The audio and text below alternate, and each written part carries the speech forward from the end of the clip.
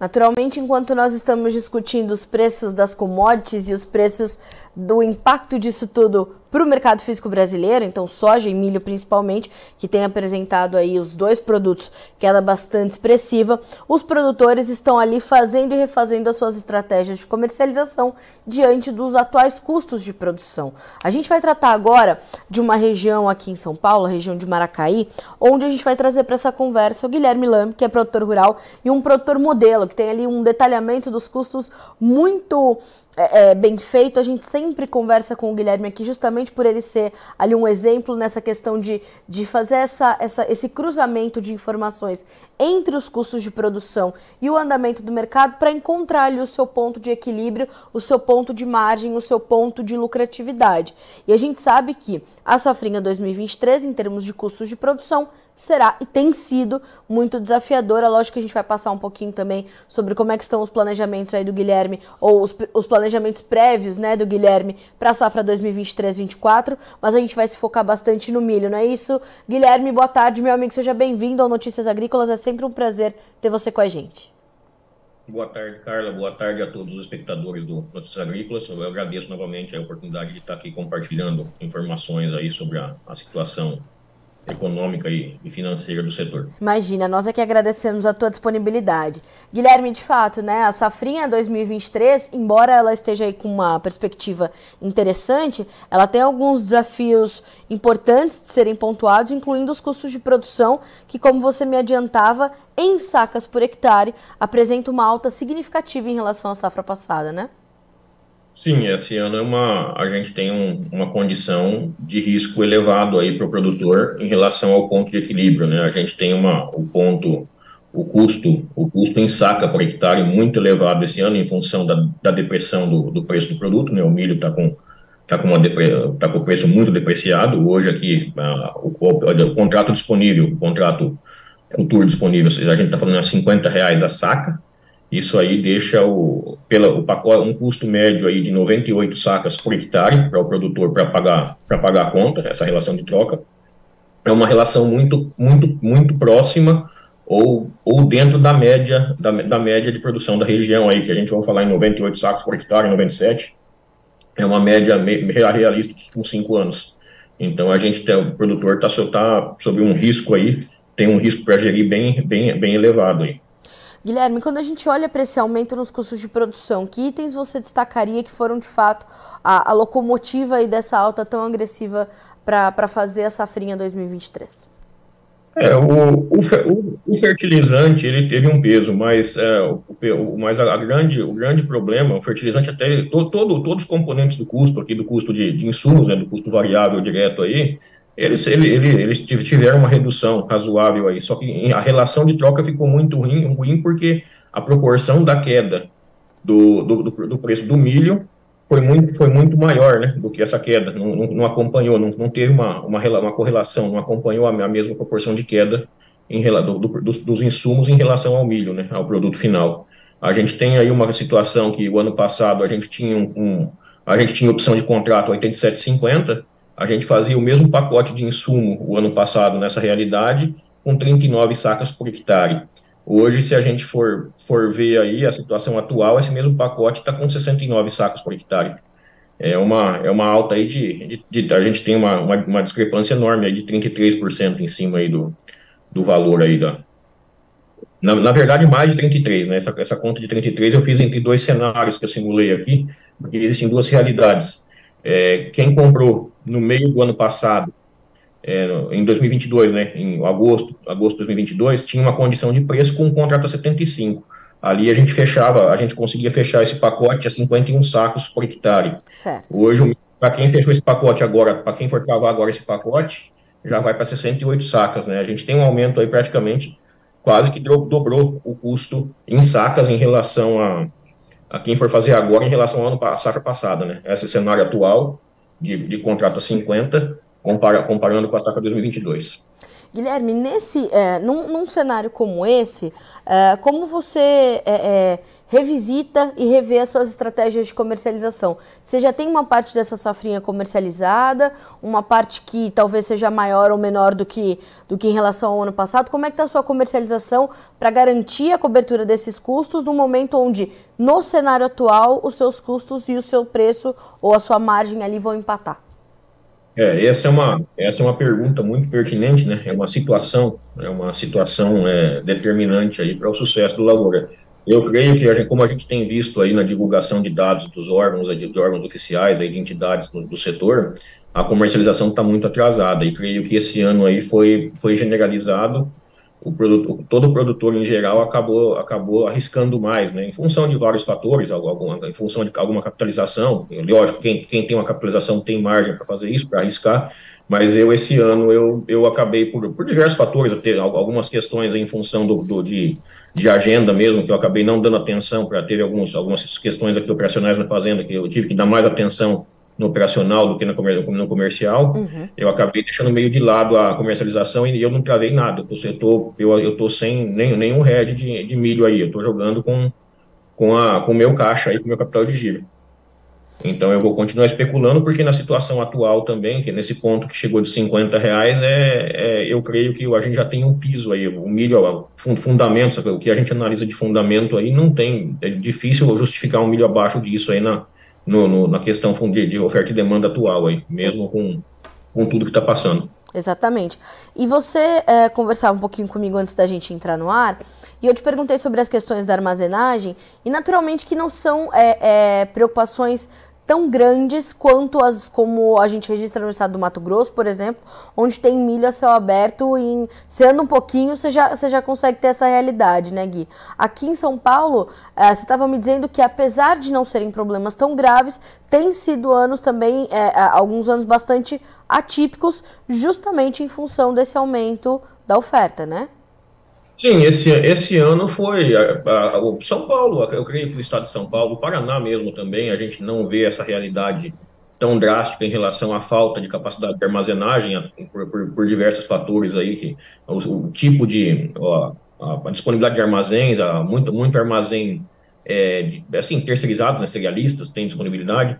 Só que esse ano eu assisti algumas cenas inéditas. Eu nunca tinha visto unidades de armazém suspender a recepção de grãos, porque tinha lotada a capacidade. E a gente teve comunicado oficial, foi uma coisa diferente para a gente aqui. A gente tem uma realidade aqui de produtores que não têm capacidade de armazenagem, que eles têm que vender o milho para vender a soja para pôr o milho.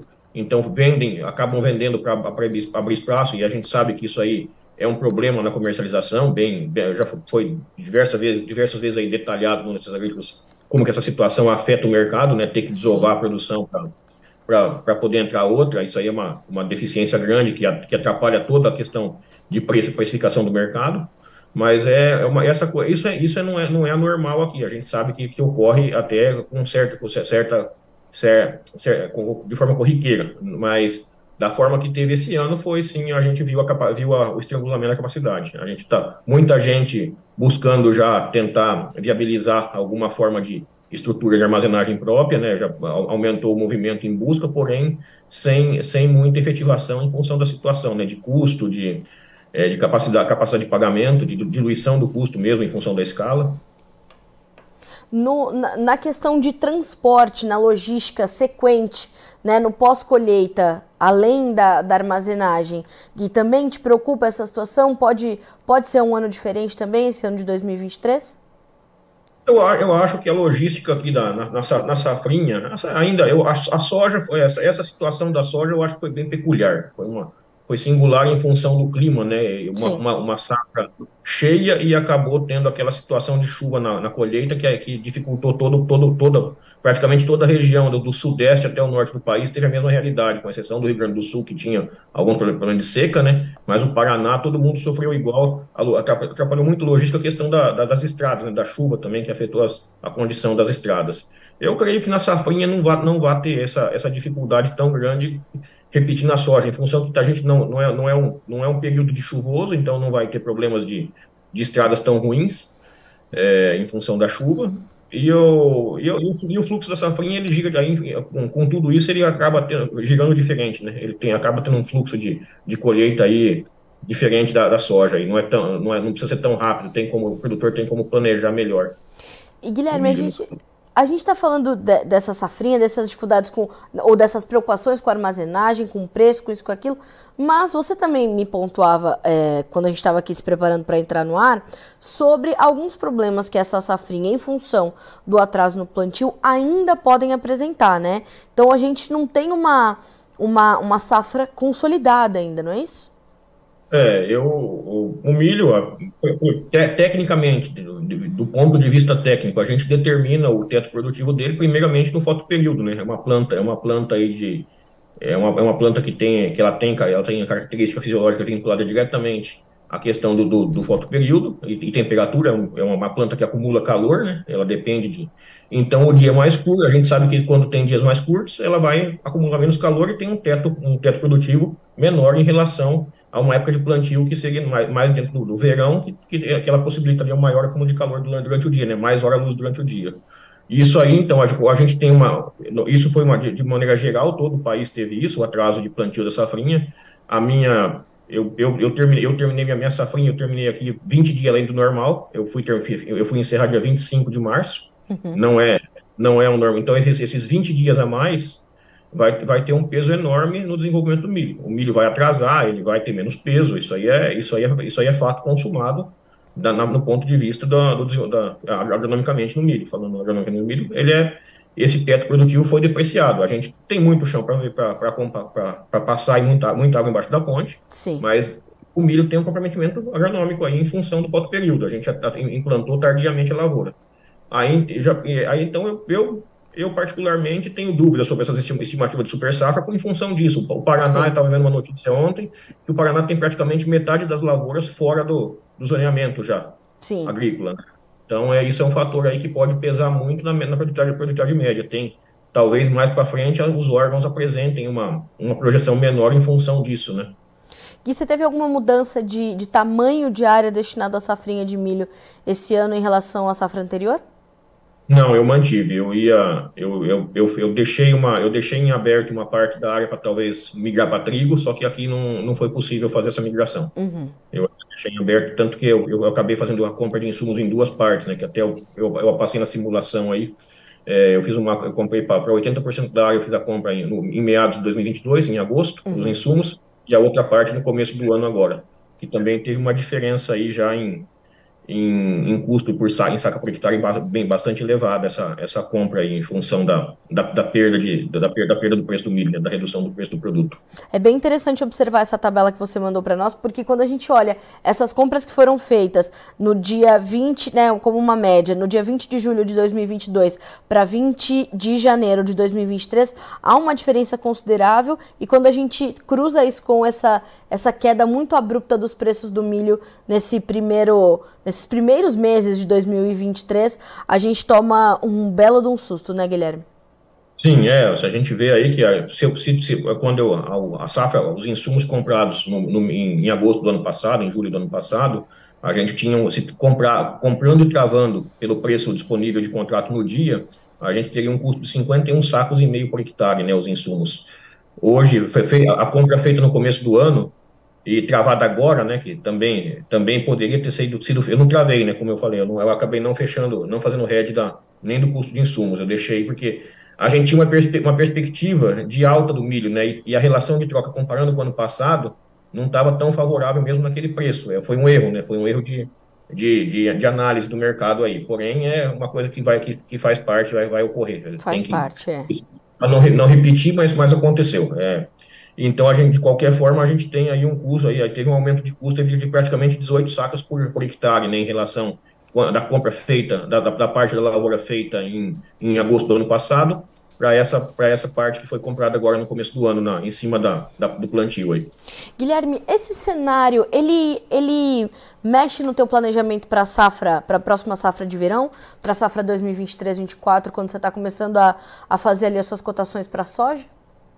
Mexe, com certeza, porque vai afetar o fluxo de caixa, né? Ainda como tem como tem essa consequência no fluxo de caixa, no capital de giro, tem um replanejamento aí de algumas de investimento, e mesmo a gente parou com bastante coisa de investimento em questão de renovação de máquina, isso aí está bem fora de cogitação hoje. Sim. E mesmo as compras de insumos aí vai ter algum replanejamento aí, vai ter alguma revisão para adequar esse custo, adequar até a capacidade a gestão do risco financeiro em cima de alguns investimentos em corretivo, né, principalmente aí. Fazer o mínimo possível para passar por essa época aí. Você espera fazer uma soja com um custo de produção menor nessa temporada que está se aproximando, Gui? Eu creio que não vai ser possível. Eu creio que a gente vai ter que enxugar o máximo possível da soja aí. Eu creio que o custo não vai ser difícil ser menor. Eu estava analisando aqui, eu estava vendo as análises, eu estava até estudando a questão da correção de solo, que é no manejo aí do outono, aí, quando a gente vai fazer calcário agora e corrigir enxofre. Aham. Já até, em função do manejo do manejo histórico aí de longo prazo aí do manejo da doação de sistema, a gente tem um sistema bem equilibrado, então até não exigiu muito calcário, né? A gente tem uma dose de calcário até ficou baixa, então isso não vai. Mas eu creio que a parte de fertilizantes, o fertilizante da soja eu comprei já no começo do ano, porque eu achei pertinente fechar no cenário que estava em março, eu acabei fechando a parte de fosfato e potássio. Certo. Esse eu fechei em março aí. Agora, o cenário também, se for analisar aí, a gente não tinha como prever isso, foi uma gestão do risco do momento, mas caiu bastante. Se tivesse deixado, a situação seria mais favorável aí. Tá Em certo. relação ao preço. Em relação ao preço, né? Ao preço do produto em reais, não em sacas também, porque hoje em sacas aí com a relação de troca da soja também não estaria favorável. É interessante a gente observar isso, né? Como no começo ali do ano realmente as relações de troca deram boas chances e deram um cenário melhor, porque a gente ainda tinha a soja um pouquinho mais alta, mas agora mesmo que o fertilizante esteja em patamares mais baixos, a soja também já perdeu um pouco de terreno e não tem como, né, Gui? O ponto de equilíbrio vai ficando cada vez mais fragilizado, né? A preocupação é a mesma coisa que a gente está falando agora, né? Aí a gente pega o custo de insumos aí, o variável, né? E aí começa a incluir os outros custos variáveis, né? Mão de obra operacional, combustível para a operação, o custo da máquina, o custo de monitoramento da lavoura, e incluir uma taxa de arrendamento, que independente se é arrendando ou não, a terra tem que gerar, mesmo para o proprietário, tem que gerar um pagamento, né? Tem que Claro, remunerar. claro. Aí, e todos os componentes de custo aí, a gente vai trabalhar no fio da navalha pelas produtividades médias que a gente tem no Brasil, todo mundo vai estar trabalhando aí no limiar, né? Vai estar um risco em cima do ponto ali. É complicado trabalhar com lavoura sem margem de erro nenhuma, porque sempre tem um imprevisto, né? Sem dúvida. Então, aí eu fiz uma outra simulação aqui do milho safrinha para ilustrar só. Hoje, se a gente pensando aí o milho safrinha, essa situação atual que a gente falou em 68, o custo total em 95, o custo total envolvendo, né, todo o custo variável, fixo, despesa, o custo efetivo de uma safra, de um semestre, de uma safrinha de milho, com o milho a 50, a gente fala em 98 sacas, né? Com o milho a 45 já vai para 108 sacos por hectare, com o milho a 40 para 121 sacas, e um milho a 35, se cair mais, chega a 140 sacos o custo efetivo aí da lavoura. E se subir também vai acabar diminuindo, mas analisar esses pontos para fazer a gestão do risco da propriedade, né? E analisar e evitar esse tipo de falha em não fazer o hedge. Hoje muita gente às vezes critica, né? Quando faz o contrato e o preço sobe, todo mundo se revolta com o contrato, mas agora nessa hora a gente vê o tamanho da dor, né? É. Mas é aquilo, né, Guilherme? O produtor sabe que safra a safra ele vai aprender alguma outra coisa, ele vai ter um outro desafio e ele vai ter que, como eu falei, revisitar essas estratégias, né? Talvez uma estratégia que valeu para a safra 21-22 não vai valer para 22-23 e não vai se aplicar para 23-24, vai sendo aprimorado a cada temporada, né? Então, é o que você falou, entender as falhas e isso, usá-las para mitigar os riscos é determinante nessa atividade, né? Até porque, né, Guilherme, outro dia a gente também conversando ali e entendendo tudo o que está acontecendo, vai muito além de produzir né? Tem os problemas políticos, a burocracia, a documentação, é muita coisa para se pensar, né? Sim, questão jurídica, e são todos fatores que entram até na questão do custo, né? A gente Sem não sabe dúvida. o que pode vir juridicamente aí, a gente está vendo uma insegurança jurídica, até na questão tributária, a gente teve algumas ações por parte do judiciário aí que jogou causa transitada em julgado que pode ser revista, né? A questão tributária de empresa aí, pô, imposto que já ganhou na justiça pode voltar a ser cobrado. Então a gente não Pois é. sabe o que pode ir pela frente aí e ter um imprevisto aí. Entra nessa questão que eu falei da margem aí, né? Você tem que ter uma reserva de capital para esses imprevistos que existem no Brasil, né? Jabuticabas nossas, né? Então Exatamente. é uma questão, como você falou, é um processo de evolução. A gente tem que entrar no processo evolutivo e aprender com os erros. Mas eu creio que a questão de algumas, de forma geral, análise na média, a gente já não poderia falhar tanto na questão do RED, da parte de comercialização, a gente ainda deixa, eu falo por mim esse ano aí, a minha falha aí foi grande em não fazer nenhum RED aí, tanto da soja, que eu também não fiz nada, e do milho safrinha também, que a gente está vendo que o peso foi muito grande. Hoje, se a gente falar aí de contrato que tinha disponível a R$ 175 há 3 meses atrás, 4 meses atrás, a gente está falando de R$ 50 por saca de soja. Pega um montante de 10 mil sacas, olha o tamanho da brincadeira. Hoje a gente está falando de que média para soja aí na região, Gui? 125. 125. Há 3 meses atrás tinha contrato a 175. Pois é. É, 50. é fazer para aprender, Guilherme Lambi, não tem como. Vocês são resilientes demais para passar por isso, né, sem aprender nada, não tem como. De vez em quando tem que apanhar no lombo de rei. É verdade. Olha, Gui, é sempre bom ter você aqui com a gente no Notícias Agrícolas. Eu admiro muito, você sabe, a tua gestão e a forma de, né, como você detalha esses custos e a transparência que você traz para a nossa audiência, para que isso sirva de exemplo para outros produtores. Obrigada mais uma vez pela tua disponibilidade. Eu sei que você está aí atarefadíssimo na fazenda, mas obrigada mais uma vez por estar conosco. As portas são sempre abertas para você e você sabe, né? Se é de casa, volte sempre. Eu que agradeço, Carla, a oportunidade novamente. Gosto muito de estar com vocês aqui. É sempre um aprendizado. A melhor forma de aprender é compartilhando, né? Ensinando. Tem um ditado que diz aí. Eu gosto muito. Eu acho a oportunidade muito, muito útil. Me permite evoluir, me permite aprender mais. Eu agradeço muito a todos aí que estão assistindo e um abraço a todos. Obrigada, Gui. Um abraço para ti também. Boa safra para você, meu amigo. Até a próxima. Amigo, tchau, tchau. Até mais. Tchau, tchau. Guilherme Lambi, produtor rural em Maracaí, aqui no interior de São Paulo. E lições importantes, hein? Nada como você reconhecer o que está acontecendo, né? E o Guilherme, como eu falei, ele é um produtor de gestão muito detalhada, né? E impressionante o que é um produtor rural, né?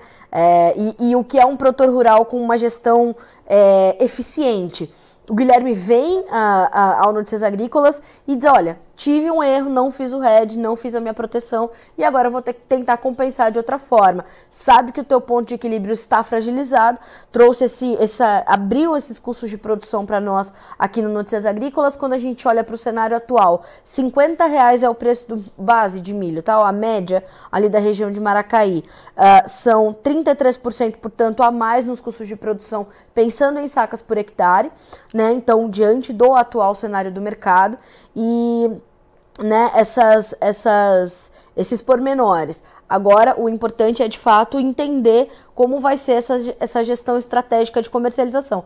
Agora, o Guilherme pontua ainda essa situação de não termos uma safra consolidada. Parte dessa safra foi semeada fora da janela ideal de plantio, porque nós tivemos ali um atraso na colheita da soja, problemas de clima e tudo mais. Então, nós tivemos isso. Então, tem muita água ainda para passar debaixo da ponte, realmente, como disse o Guilherme, para a gente entender qual vai ser o tamanho dessa safra ali na região. Mas o que o mercado sinaliza é justamente um aumento considerável da nossa produção. Hoje os números da Conab foram divulgados, né? A Companhia Nacional de Abastecimento trouxe o seu 8º levantamento de safra. E para o milho, vou até buscar aqui esse número para dividir com vocês. Ó, o milho tem uma produção total estimada em 125,5 milhões de toneladas, uma alta de 12,4 milhões em relação à safra 2021-22. Então a gente está falando de um belo aumento e a gente sabe que a gente tem ali problemas logísticos e tudo mais.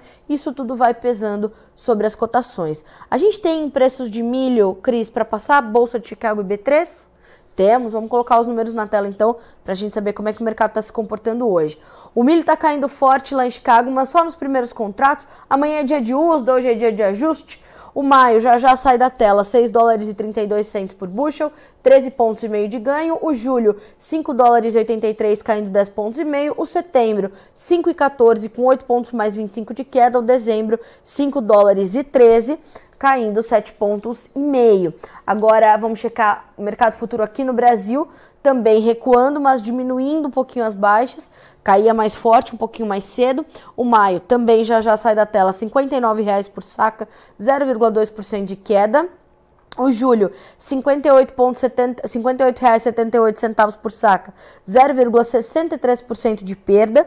As baixas são semelhantes para o setembro, que vale R$ 60,80, e para o novembro, R$ 63,19 por saca. Ou seja, qual que é a mensagem dessa entrevista? Atenção aos seus custos, cruze com os preços atuais, veja o mercado futuro, o que te sinaliza. E proteção, minha gente, hedge, mercado futuro, não sei o que você vai fazer, mas tem uma ferramenta para cada produtor, para cada gestão, você tem que achar a sua, procurar, colocar em prática, tá certo?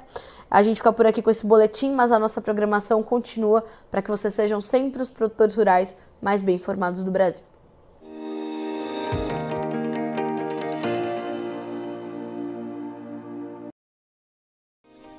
Se inscreva em nossas mídias sociais. No Facebook, Notícias Agrícolas. No Instagram, @Notícias Agrícolas. E em nosso Twitter, @Norteagri.